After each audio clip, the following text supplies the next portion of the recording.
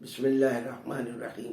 آغاز عمل از نام خدا جو مہر ہما جو رحم ہما، سل اور مدح توصیف و ثنا زیبا ہے تجھے اے صلی علی۔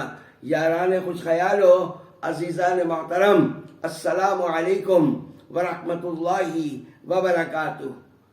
انبیاء علیہ السلام کی مقدس اور پاکیزہ حیات پر ہماری گفتگو کی یہ دوسری نشست ہے۔ دراصل یہ بہت دل خوشکن سفر ہے، لیکن یہ سفر دل خوشکن ہونے کے ساتھ ساتھ صدیوں پر محیط بھی ہے۔ ان صدیوں کو لمحوں میں سمونے کی سعی کوزے میں دریا کو سمائی دینے کے مترادف ہے، جس کی کوشش کرنا جوئے شیر بہانے کی لگن کے بغیر ممکن نہیں۔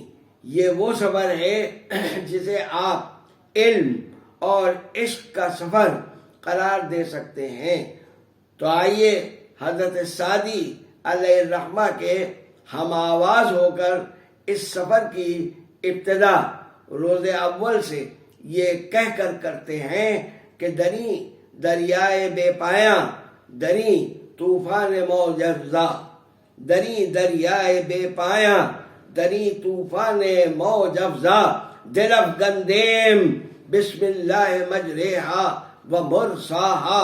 مفہوم اس شعر کا یہ ہے کہ ہم نے عشق کے ناپیدا کنار سمندر میں کہ جس میں تموج و طوفان بلاخیز ہما وقت سر اٹھانے کو کھڑا رہتا ہے اور ہمت شکنی پر آمادہ رہتا ہے، اپنے دل کی کمزور کشتی کو ہم نے بسم اللہ مجریہا و مرساہا کہہ کر، جیسا کہ اردو کے کسی شاعر اہل دل نے کہا ہے کہ اٹھا کر میں نے لنگر چھوڑ دی تیرے سہارے پر بعونہ تعالی۔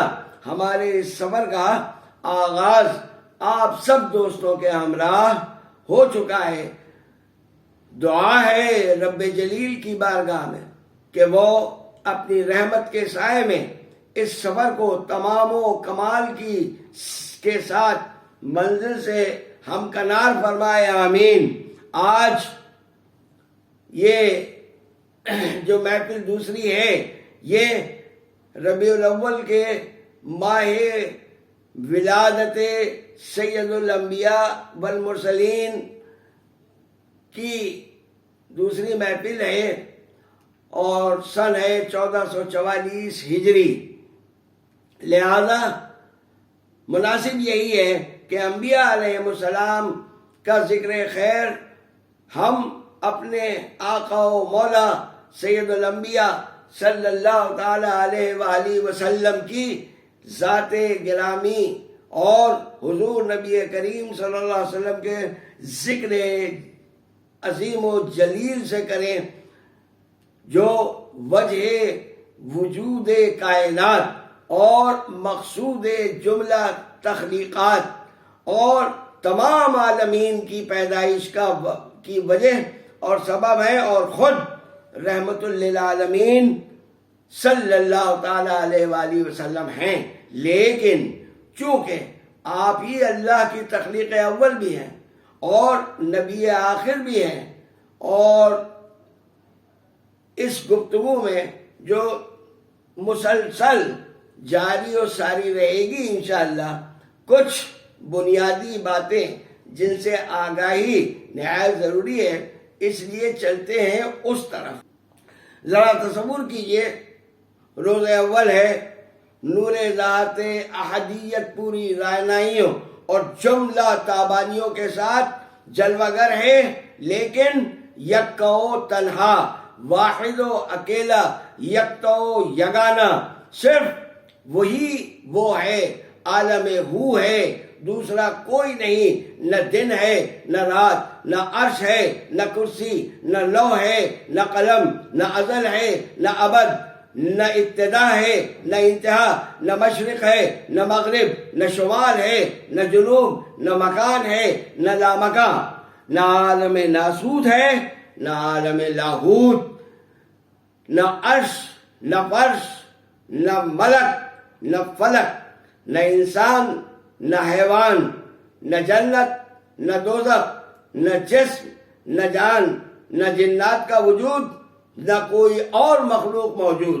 صرف اللہ ہی اللہ ہے، مگر لا الہ الا اللہ کا اعلان و اقرار کرنے والا کوئی نہیں۔ پھول تھا زیب چمن پر نہ پریشاں تھی شمیم، وہ اللہ جو ہمیشہ سے ہے اور ہمیشہ رہے گا، اور بس اس کے علاوہ کوئی نہیں۔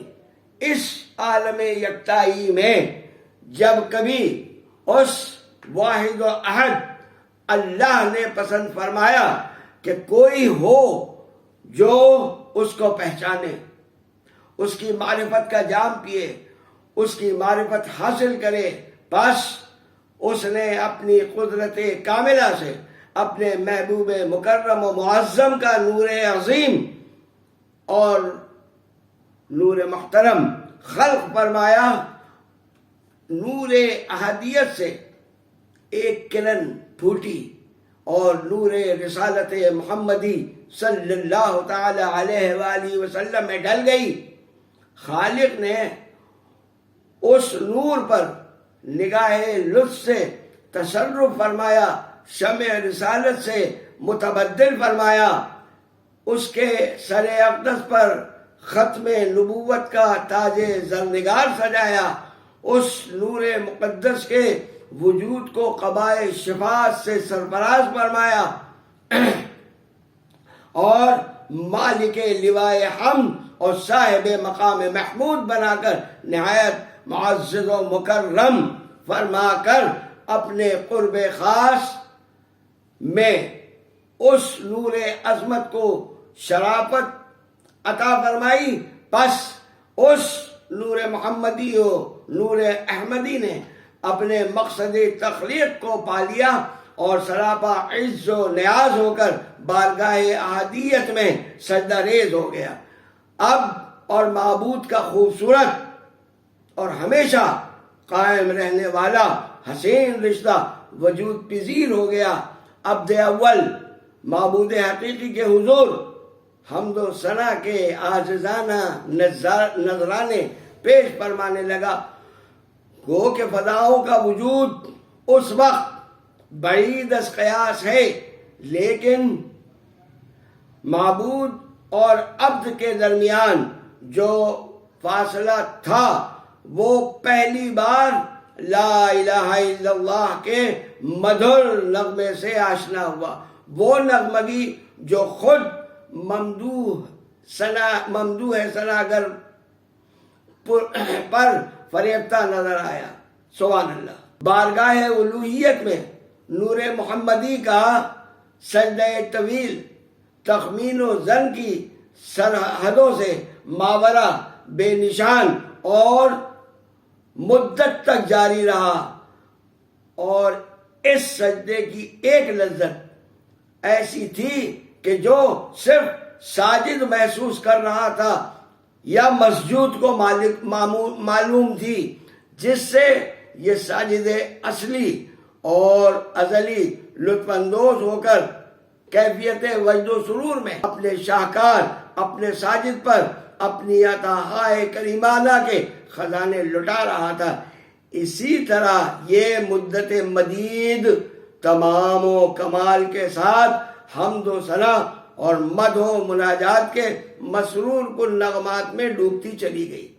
اپنی تخلیق اول پر بدیع السماوات اور مصور کائنات پروردگار عالم جل مجدہ کا اکرام خاص لمحہ بلمحہ فزوتر اور دم بدم بڑھتا گیا، اور نور محمدی صلی اللہ تعالی علیہ وآلہ وسلم منازل عرفان الہی طے فرماتے فرماتے کاملیت کی سند پا گیا۔ اب اللہ رب محمد صلی اللہ تعالی علیہ وآلہ وسلم نے پسند فرمایا کہ اس کے اس عارف ذاتی اور وحدہ لا شریک کے عارف یکتا و یگانہ کے عرفاء بھی ہوں۔ لہذا اس خالق بے نظیر نے محض لفظ کن سے تخلیق کا عمل جاری فرمایا۔ کارخانہ تخلیق فعال ہوتے ہی سب سے پہلے حضرت سیدنا و مولانا آدم علی نبینا علیہ السلام کی روح مقدس اور تمام انبیاء اور رسل علیہ السلام کی ارواح کو تاریکی آدم سے نور یافتہ لباس سے وجود عطا فرمایا۔ پھر قیامت تک آنے والے سارے انسانوں اور جنوں کی ارواح تخلیق اور وجود میں آنے کا عمل جاری ہوا۔ عالم ارواح خلق ہوا جس میں ان تمام ارواح کو بود و باش اور قیام کا فقید المثال اہتمام اور بندوبست ہوا، اور ملائکہ بھی پیدا ہوئے۔ پھر تخلیقات کا ایک لامتناہی سلسلہ جاری ہو گیا۔ صورتحال کچھ یوں تھی کہ لو چاک ہوا دامن تاریک ازل کا، اور چھٹنے لگا عرش کے مشرق سے دھندل کا۔ در کھول دیا خالق مطلق نے عمل کا، ایک رشتہ نو بننے لگا آج سے کل کا۔ کارندہ تخلیق لیے کن کا علم ہے، جس شے کی ضرورت وہی چیز بہم ہے نور کے انبار ملائک جو بنیں گے، ہے نار بھی موجود کہ جنات ڈھلیں گے، بے نام سے اسباب کہ لولاک سجیں گے، اور فطرت کے گلستان میں نئے پھول کھلیں گے۔ اللہ کو مقصود ہوا ہم دم و دم ساز، پس نور محمد سے ہوا خلق کا آغاز صلی اللہ تعالی علیہ وآلہ وسلم۔ نہ جانے کتنی مدت یہ ارواح اس عالم میں رہ پائی تھیں کہ یوم الست آ پہنچا۔ اعلان عام بعنوان بے صوت و بے صدا یوں ہوا کہ اے ساکنان عالم ارواح، مبارک ہو کہ تمہارا خالق و مالک، تمہارا رب آج تم سے خطاب فرمائے گا۔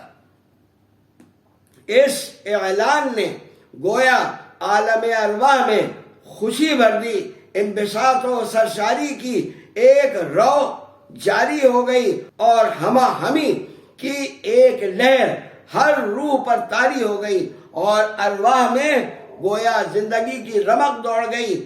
ایک عالم کیف و مستی میں مسرور روحیں بناؤ سنگار اور سجنے سجانے میں مصروف ہو گئیں۔ عجیب منظر تھا کہ درمیان کیف و سرور و مستی و ہوشیاری یکجا تھیں، سب مستعد و تیار، گوش بر آواز کہ کب طلبی ہو اور ہم اپنے رب کا کلام سنیں۔ یہ روداد مجلس روز الست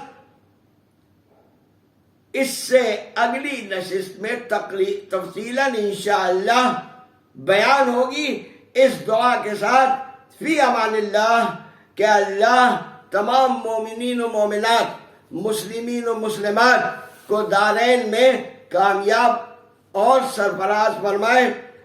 اب چونکہ سرکار دو عالم صلی اللہ علیہ وسلم کا ذکر شروع ہے، اس لیے چلتے چلتے میرے لکھے ہوئے سلام سے صرف 2 بند ہر نشست میں انشاءاللہ۔ سلام آپ پر اے نبی گرامی، سلام آپ پر اے نبی گرامی، سلام آپ پر اے رسول تہامی، سلام آپ پر اے شفیع عوامی، سلام آپ پر اے خدا کے پیامی، سلام آپ پر اے خدا کے پیامی، درود آپ پر اے رسول مکرم، سلام آپ پر اے نبی معظم۔